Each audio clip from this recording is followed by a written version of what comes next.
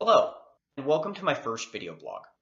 Today, I'm going to be talking about my experiences that I've learned through my extensive travels for work. I traveled for 6 years and took away a number of really positive experiences, but also learned about some of the downsides.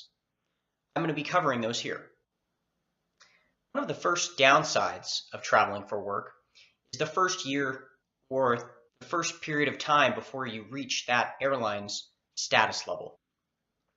This is when you have to pay the same baggage fees as everyone else. You board in a particular order that's probably near the back. You get treated like everyone else. It doesn't make the experience any better.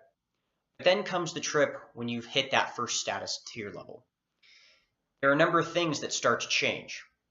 I'm going to talk about the highest tier level I received and go from there.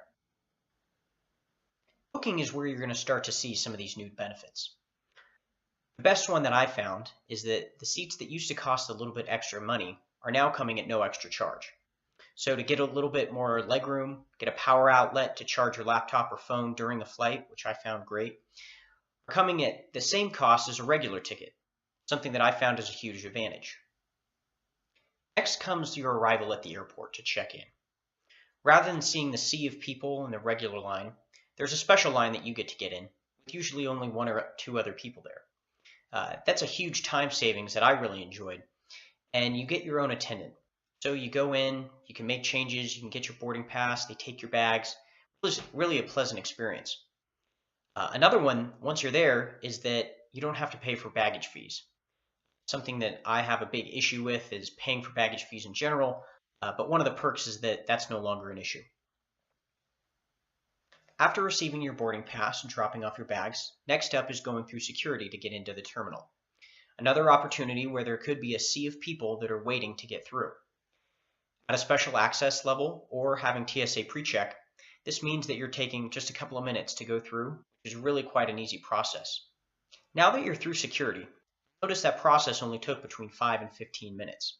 So that old notion of needing to get to the airport anywhere between an hour and 3 hours ahead of time doesn't really exist for the business traveler. I like to get to the airport anywhere between 45 minutes and an hour before the flight, depending on if I have to check a bag. Many airlines have their own special access lounge.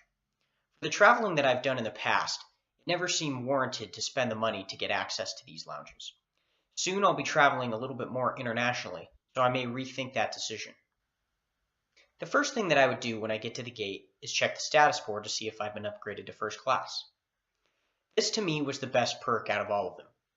Being able to get a better seat, more attentive service, and quite often a meal, it meant quite a bit to me as still a young traveler. After arriving at my destination and heading down to baggage claim, one of my other favorite benefits came into play, and that's being able to get my bag first. By being specially tagged, it would be one of the first to be taken off the aircraft, and while it may only be a few minutes, it definitely made a big difference to me when I get to walk out of the airport sooner. After many years of traveling for work, I have accumulated hundreds of thousands of miles that I've been able to use in my personal life. It's not as much as the thousands of dollars that I've saved from these trips, but the fact that I know that I'm getting something out of all this time spent traveling in the air. The last benefit from traveling for work that I'll talk about here is the fact that I was able to see so many friends and family members from across the country that normally I wouldn't have been able to see so much.